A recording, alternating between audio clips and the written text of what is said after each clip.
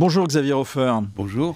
La France a vécu au rythme de la polémique et des révélations autour de l'affaire Jean Portmanoff, un streamer retrouvé mort dans la nuit du 17 août. Les uns parlent d'un nouveau jeu du cirque, d'autres disent la barbarie est devenue un bien de consommation. Est-ce la traduction de l'ensauvagement de la société ? C'est un point entre 50 autres, tous les 50 points en question, et celui-là notamment, provenant d'une seule décision qui fut prise il y a bien longtemps sur la manière, on part du plus haut, là, après ça on redescendra un peu plus près du sujet, décidant de la façon dont l'argent public est dépensé en France. Peu de temps, c'est-à-dire fin juin, est paru dans un hebdomadaire un diagramme tout simple qui montrait comment étaient dépensés 1000 € d'argent public, selon une façon de dépenser l'argent qui n'a pas changé, si vous voulez, fondamentalement au cours des 25 ou 30 dernières années. Et on s'aperçoit que tout ce qui concerne le régalien, tout, c'est-à-dire tout ce qui concerne la défense, tout ce qui concerne la sécurité et tout ce qui concerne la justice, sur 1000 €, c'est 61 €. Le plus horrible là-dedans, car c'est naturellement la pierre de touche, la clé de voûte de la société, sur 1000 € d'argent public dépensé pour la justice, 5 €. Alors, pourquoi ça a à voir avec l'affaire en question ? C'est la question qui me venait à l'esprit naturellement en vous écoutant. Voilà, mais j'y viens. Il n'y a naturellement pas un sou pour traiter les cas limites. C'est-à-dire, vous avez quelqu'un qui est franchement... C'est un problème de moyens. Ah oui, c'est un problème de moyens et d'affectation de personnel. Si jamais vous avez les moyens de traiter les cas limites, vous avez des tas de gens qui sont, j'utilise des termes de la vie de tous les jours, mais qui ne sont pas assez fous pour qu'on les mette au fond d'un asile, mais qui vont quand même pas très bien, vous n'avez aucun moyen de les traiter. Et donc, naturellement, autour du pauvre type en question, vous avez des individus qui ont une vocation comme ça de bourreau au petit pied et qui sont lâchés dans la nature sans absolument aucun...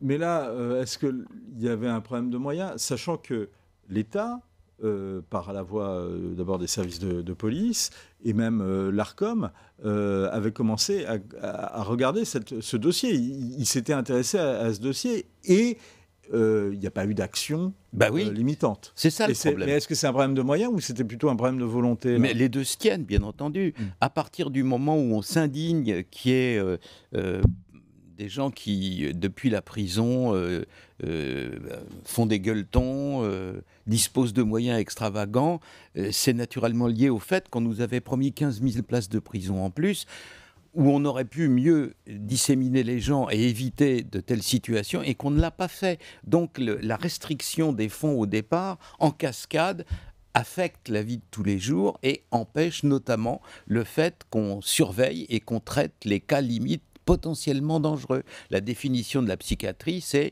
dangereux pour eux-mêmes, c'est-à-dire risque de suicide, ou dangereux pour les autres, l'affaire en question, entre autres. Entre autres, parce que je reviens sur le cas spécifique de Jean Portmanoff.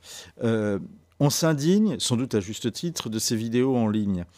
Mais, question d'abord aux criminologues, ne sont-elles pas la pointe émergée d'un iceberg ? N'y a-t-il pas d'autres vidéos de direct en ligne aussi, voire violentes aujourd'hui ? Mais bien sûr. Et puis en plus de ça, on est dans l'hypocrisie la plus totale. On dit on bloque ceci, on bloque cela. Il suffit d'avoir un dispositif qui coûte à peu près 5 € par mois et puis on contourne tout ça et on regarde ce qu'on veut. Évidemment. Sans parler du dark web. Même pas. Je parle de ce qui est accessible à un gamin à partir du moment où, à 10 ans ou 12 ans, il a compris qu'il y a des dispositifs qui permettent de se faire passer comme étant dans un pays différent. Et puis, ça se passe de la manière la plus simple. Et je vous dis, il y en a même qui sont gratuits. Donc, les espèces de murailles de Chine de l'Internet sont entièrement factices. Est-ce que la française y compris. La française y compris. Oui. Est-ce que c'est une tendance qui monte ? Non, c'est simplement une espèce de laisser-faire généralisé. On a l'impression, pas uniquement en France, mais en Europe occidentale, et naturellement vous imaginez que des puissances regardent ça de très près, celles qui nous veulent pas trop de bien, comme la Russie ou la Chine par exemple, les pays en question sont en train de lâcher prise sur tout ce qui est le domaine du sécuritaire. C'est de moins en moins prise en compte. C'est-à-dire que plus ça va, plus on est dans le déclaratif. Alors chaque fois que, par exemple, il y a une émeute quelque part en France, là vous avez un ministre qui arrive, qui dit intolérable, inqualifiable, inadmissible, et puis il rentre chez lui, et puis ça continue comme avant, quoi. Il y a des gens qui pensent sincèrement qu'on peut régler les problèmes simplement en déclarant qu'on n'est pas d'accord avec ça, et qui pensent qu'on peut gouverner un pays simplement en ayant le contrôle sur une partie de l'information. On en est là. Mais dans la rue, les choses ne changent pas. Cela fait maintenant pratiquement un an. Sur la toile. Voilà, évidemment, bah oui, c'est la même chose. Si on veut, on peut. Et si on veut, on peut. Et je dirais qu'à 90%, tout ce qu'il est possible de le faire existe déjà dans le code pénal. Pourquoi ne l'applique-t-on pas ? C'est une loi générale, Xavier Hofer, ça je comprends bien. Juste, et pour terminer d'ailleurs sur ce point, sur cette affaire spécifique des streamers, si on veut, on peut juguler le phénomène ? Oui. Ah bon ? Oui, formellement oui. Le code pénal est ainsi fait que si on l'applique de manière fort rigoureuse, à part le fait de respirer, tout devient quand même extrêmement difficile. Donc quand on veut, on peut. Vous allez voir, naturellement, pour ça, il faut avoir de bons rapports avec la justice, et surtout avec l'espèce d'aristocratie de la justice qui sont les hauts magistrats. Ces gens-là sont des puits de science, ils ont tout vu depuis qu'ils étaient petits juges d'instruction ou petits procs, et ils sont détenteurs de quelque chose qui est essentiel pour une société, qui est la philosophie du droit. Tout ce qu'on fait, tout ce qu'on a le droit de faire, pourquoi on a le droit de faire, pourquoi on n'a pas le droit de le faire, c'est la philosophie du droit. Et les hauts magistrats sont détenteurs de cette philosophie. Mais j'en reviens au point que vous abordiez à l'origine. Ça, il peut y avoir la volonté, mais apparemment, il manque des moyens. 5 euros sur 1000 pour la justice, c'est une honte. Donc peut-être la première volonté, elle est là, c'est de pouvoir augmenter les moyens de la justice. Donc c'est une affaire de volonté politique. Je vous rappelle simplement, pour que les gens aient conscience de la gravité de la situation, la France, par paquet de 100 000 habitants, a 4 fois moins de procureurs que la Pologne. Voilà. Qu'est-ce que vous voulez dire de plus ? 5 euros sur 1000. Peut-être pas le même héritage. Ah oui, mais c'est 50 ans de communisme en moins. Oui, non, mais c'est vrai, mais c'est vrai aussi de toutes sortes de pays. Je crois que le quota de magistrats par rapport à l'ensemble de la population française, et puis en plus de ça, en Pologne, du temps des communistes, c'était pas les mêmes procureurs. Et maintenant, c'est des procureurs d'une justice qui, pour l'essentiel, est démocratique. Eh bien, ils en ont. Vous passez de la France à la Suisse, c'est-à-dire vous passez de Mulhouse à Bâle, et sur les deux ressorts de justice de ces deux villes, l'une en France et l'une en Suisse, vous avez 4 fois moins de magistrats en France que ce qu'il y a en Suisse. Où pensez-vous que les malfaiteurs viennent dans ces conditions-là ? Et voilà. Dans l'actualité, alors justement, on va en parler à travers un autre dossier, Xavier Hofer. Le Figaro consacrait sa une la semaine dernière à la montée en puissance du narcotrafic. Apparemment, les narcos n'ont pas pris de vacances.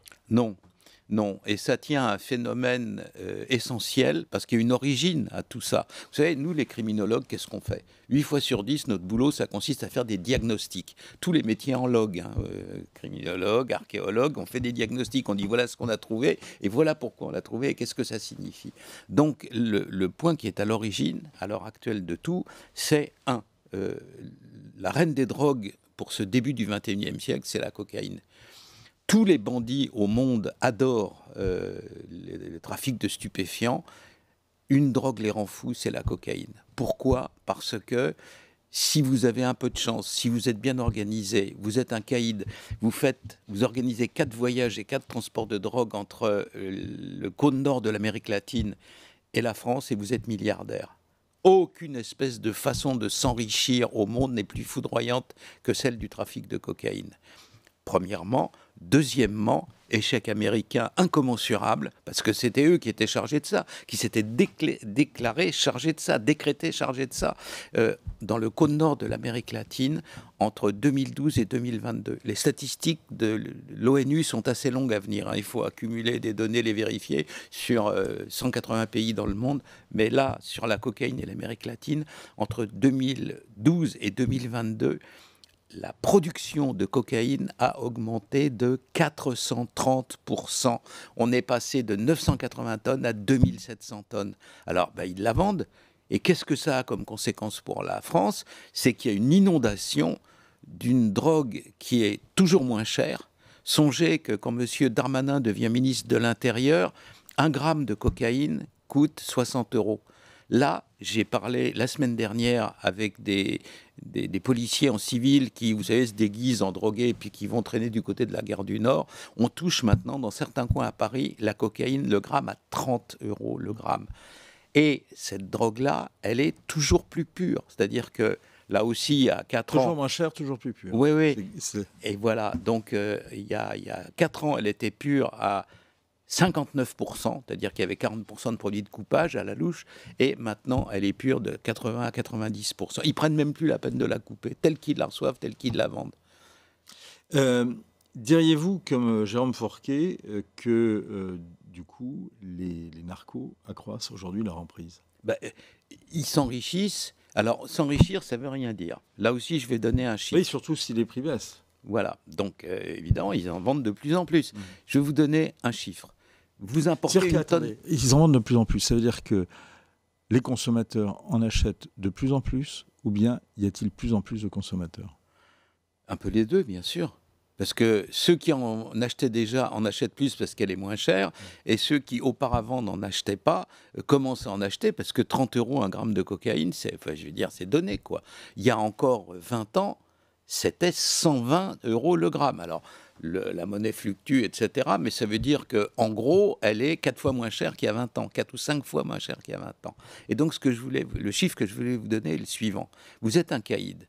Vous récupérez 1 tonne de cocaïne à Marseille. Vous la payez naturellement au prix de gros. Vous la vendez. Eh bien, une fois que vous avez fini de la vendre, c'est-à-dire votre chiffre d'affaires, vous défalquez de ça ce que vous coûte votre gang, ce que vous coûte la corruption des gens qu'il faut corrompre en pareil cas, et toutes les dépenses que vous avez à faire, et vous héritez comme profit de 22 à 25 millions d'euros, 1 tonne de cocaïne. Alors avec ça, naturellement, vous avez une capacité corruptrice très importante et vous pouvez infiltrer cet argent sale dans l'économie légale. C'est ça qui se passe. On a vu comment cette emprise des narcos, comment elle se traduit, en tous les cas, un certain nombre de faits qui se sont produits au cours des dernières semaines ont marqué les esprits. Je pense notamment au courrier à Bagnols-sur-Cèze d'un groupe criminel s'excusant des dommages causés et proposant ses services aux habitants des quartiers concernés. Qu'est-ce que ça vous inspire comme commentaire et comme analyse? Alors, un des principes de base de la criminologie, c'est enfantin. Un enfant de 4 ans, là aussi, peut le comprendre aisément. Les malfaiteurs ne s'arrêtent que quand on les arrête. Quand on ne les arrête pas, eh bien, ils continuent. Après tout, les méfaits qu'ils commettent, c'est la seule façon... Les méfaits qu'ils commettent, c'est la seule façon qu'ils ont de gagner leur vie. Jean-Marc Leclerc signalait, avec un brin de facétie dans son dossier paru dans le Figaro la semaine dernière, que les lettres ne comportent aucune faute d'orthographe. Évidemment, je veux dire, à partir du moment où vous commencez à avoir de l'argent, vous avez des conseillers, vous avez des avocats ripoux, vous avez, hélas même, c'est rare, mais ça existe, des magistrats ripoux. Vous avez toutes sortes de conseillers autour de vous. Ces gens-là, non seulement vous disent « arrête-toi, là, ils sont vraiment fâchés, il faut t'écraser pendant 1 semaine ou 2 », et ce que la mafia, la vraie, en Sicile, ces gens-là, en France, c'est pas des mafieux, c'est des petits voyous, mais des voyous avec des milliards, ça peut quand même faire des dégâts. Et donc, les mafieux de Sicile ont un très joli proverbe qui dit, vous savez, les joncs au bord des étangs, ils disent « courbe-toi, jonc, la crue passe ». Alors, le jonc se courbe, et puis dès que la crue est finie, hop, il se redresse. Donc, c'est ça qu'ils font. Et là-dedans, bien entendu, il y a des gens qui sont capables de leur corriger leurs fautes d'orthographe, évidemment, ou d'écrire les lettres à leur place. C'est pas simplement ChatGPT, c'est non. Est-ce que, on voit également, on l'a vu, les piscines gonflables à Cavaillon, le feu d'artifice célébrant les beaux chiffres d'affaires, entre guillemets, bien évidemment, à Marseille. Est-ce qu'on est en train de franchir un nouveau seuil, Xavier Hofer? Oui, je vous dis l'impression que dans l'Union européenne, beaucoup d'États de l'Union européenne sont en train de perdre pied en matière de trafic. Qu'est-ce que ça veut dire perdre pied? Est-ce qu'on va arriver à une situation sud-américaine? Par exemple, on dit que la Belgique est un narco-État, ce qui paraît quand même assez extravagant. Est-ce que la Belgique est en train de devenir la Colombie des années 80-90? Je vais y venir, mais je vais vous raconter encore une beaucoup plus horriblement drôle en ce qui concerne le laxisme. Il y avait un garçon qui avait été mis en prison parce qu'il avait fait des braquages. Et les derniers braquages qu'il avait fait, il les avait fait avec un pistolet factice, mais qui ressemblait vraiment à un vrai. Alors, c'était au greffe, et quand il est sorti, on lui a rendu son pistolet factice. Je vous jure. Voilà. Donc, alors ça, c'est bon, c'est pour montrer que des fois, on marche un peu sur la tête. Mais non, il n'y a aucun risque de cette... Il n'y a pas de risque qu'il y ait une latinisation? Je suis pas. Le risque existe si, à un moment ou à un autre, l'appareil d'État français n'y met pas bon ordre. Si l'appareil d'État y met bon ordre, j'ai eu l'occasion de m'entretenir avec de hauts dirigeants de la gendarmerie nationale, car c'est elle qui est concernée. On entend des farfelus disent il faut envoyer l'armée, etc. C'est pas du tout ça. L'armée est faite pour tuer les gens, elle n'est pas faite pour rétablir l'ordre. Le rétablissement de l'ordre sur le territoire national, si ça va mal, c'est la gendarmerie nationale qui a les moyens humains, une force militaire, 120 000 hommes. Et j'ai eu affaire à des gens de haut niveau que je connais. J'ai été prof à l'école des officiers de la gendarmerie nationale à Melun. Donc, ils m'ont dit, les yeux dans les yeux, on en reçoit l'ordre, on remet l'ordre en 6 mois, quoi. Voilà. Donc, c'est un problème d'ordre. C'est un problème. Dernière question, justement, Xavier Hofer, est-ce que le tandem Retailleau-Darmanin prend les mesures adéquates de votre point de vue? Alors, je vais séparer les deux cas. Monsieur Retailleau est sincère. Mon sentiment est qu'il n'a pas pris la mesure de l'extraordinaire complexité de la machine qu'est le ministère de l'Intérieur, qui est en réalité 3 ministères en un. C'est le ministère de la Sécurité, c'est le ministère du maillage territorial et c'est le ministère des cultes. Donc c'est épouvantablement complexe. En plus de ça, quand vous avez 4 ans ou 5 ans devant vous, ou plusieurs années devant vous, comme un Jox ou un Pasqua ou des gens de cette stature-là, vous prenez l'attelage en main et puis vous le dirigez. À l'heure actuelle, il y a beaucoup de mesures qui devraient être prises qui ne vont pas jusqu'au terrain, qui ne vont pas jusqu'au sol. Et deuxièmement, M. Darmanin... disons qu'il a, avec la vérité des choses, des rapports plus distants que M. Retailleau. Donc, des fois, il faut faire attention à ce qu'il nous dit et à la façon dont il faut l'interpréter. Et tout ce qui est Vendin-le-Vieil, les prisons pour les narcos, ça ne vous paraît pas des mesures adéquates? Ça me paraît être une piqûre d'épingle au milieu de ce qui est un contentieux de masse. Les affaires criminelles en France, la justice appelle ça des contentieux de masse. C'est-à-dire que, par exemple, dans les vrais chiffres du ministère de l'Intérieur, bien interprétés, les cambriolages, pas uniquement les logements, mais tous les cambriolages, les boutiques, les magasins, les mairies, etc., il y en a à peu près, avec ceux qu'on connaît et ceux qu'on ne connaît pas, le chiffre noir, mais qu'on arrive à déterminer, 1 par minute. Voilà. Et donc, de temps en temps, on prend une affaire, alors on picore quelque chose, et puis on fait une espèce de scandale. Dans les mêmes prisons, c'est pas une bonne mesure? C'est une bonne mesure, mais alors... Pas suffisante? Si vous puis-je faire preuve de mauvais esprit une seconde? Oui, mais rapidement. Voilà. Donc, des journaux, notamment Le Monde, nous disent que les étrangers et la criminalité, il n'y a aucun rapport. Je demande à connaître les 100 prénoms de ceux qui seront mis à Vendin-le-Vieil. Vous allez voir combien il y a de Gaulois dans l'affaire. Merci beaucoup, Xavier Hofer. Effectivement, vous faut du mauvais esprit, je le vois. Merci d'être venu sur le plateau du Figaro TV, et on continuera, bien évidemment, on continuera à suivre ces affaires, ces développements. Je crois que ce ne soit pas fini.